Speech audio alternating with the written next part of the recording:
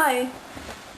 So this week we are talking bad roommates, as you guys say. I would say flatmates or housemates or flatties. But anyway, I have most certainly had my share of bad flatties. But I've had great flatmates as well, so I can't complain about everyone who's been here. I had one flatmate who had really bad personal hygiene. She had really stinky feet. And as in if her room wasn't closed, the smell would even come into my room under the door. That's how bad it was. And then when I would say something about it, she just said, "You'll get over it." Hey, no, excuse me, I won't get over it. That's rude. Other problems I've had has been, one girl said that she didn't smoke, but then became a smoker 2 weeks after moving in. She'd just leave plates and bowls and cups and mugs full of food scraps, or cans of tuna. This stinks. And she would have watermelon skins, and I thought one day, I'm gonna see how long that sits there, because I was sick of it tidying up after her and doing her dishes. I was like, I'm not gonna do it anymore. I'm gonna see how long that sits there. So there's a watermelon skin or two on this plate in the lounge. It stayed there for more than 2 weeks. I tell you, you could barely recognize what it was after the 2 weeks. And it stunk to high hell. And still, she didn't do anything about it. Until one day, I eventually said something, and then she removed it. But that was disgusting. There were 3 different colors of mold growing on the watermelon. Ugh.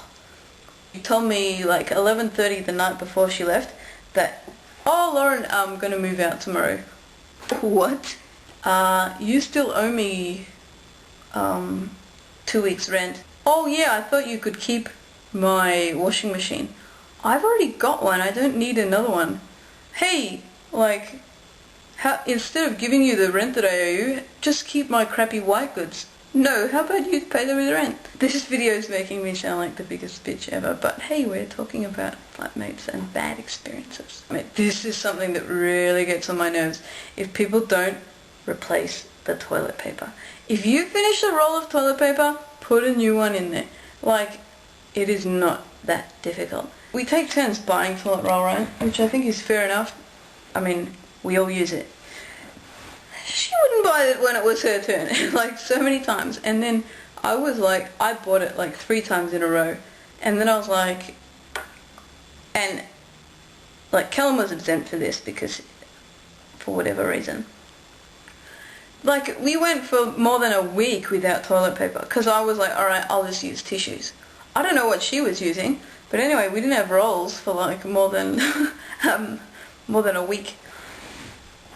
Putting out the bins, that's something that should be we take turns in, right? First of all, if the bin is full in the kitchen, empty it.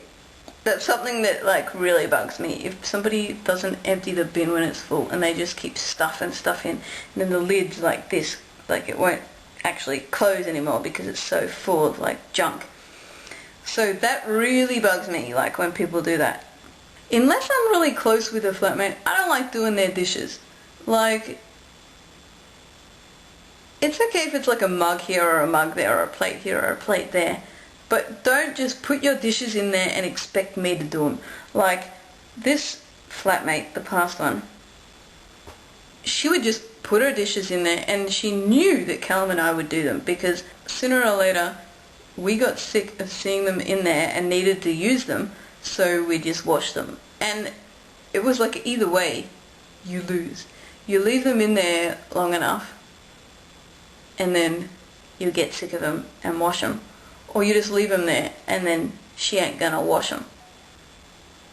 Don't use up the last of my face wash and not say anything. Or don't use up the last of my anything. It's different if somebody uses it and then buys a replacement. Like finishes off my soy milk and then buys another one so that when I next go to have a Milo there's soy milk there. But when it's just like used and not replaced, that cheeses me off. Oh. I have to say, like, I'm not a saint to live with. Like, I don't always wash my dishes straight away, and I on occasion have forgotten to put the bins out, but I try to be like semi-reasonable to live with. On Tuesday night here they take the bins, so every Tuesday someone's got to put it out. I don't want to be the one putting it out every freaking single Tuesday night. So, oh man, this girl, like, I had asked Callum to help me, he'd help me. This girl never once put the bins out without being asked. And it had been like months she had lived with us before she put the bins out. And then eventually I said, like, hey, so-and-so, it's Tuesday night, and I think it's your turn to put the bins out. She was so grumpy, oh my goodness, like, we'd been doing it every single week. Oh. She left without paying the rent. She paid me 2 weeks rent, and she was here 3 weeks, and left without giving me the final week. When I was at the gym, I came home, all her stuff was gone, no rent for Lauren. I wasn't a happy bunny. As far as food goes, like, if I get along well with that flatmate, then I'm like more than happy to share food. But I don't like when somebody does, it's one-way sharing, you know, they feel free to like eat your food, but there's no like reciprocation. That's not cool. I had this flatmate, oh, she was terrible to live with. She like destroyed my microwave by like putting frilly underwear into the microwave to dry. So I get home and the house smelled so bad. Like, I got the hugest headache just stepping in the house. And I was like, what is that? Like, and I was racing around like trying to figure out like what had been burnt, like looking on the stove, looking in the oven, looking at the toaster. And I looked in the bin, and sure enough there's these undies that have been like melted, and the undies had been put into the microwave.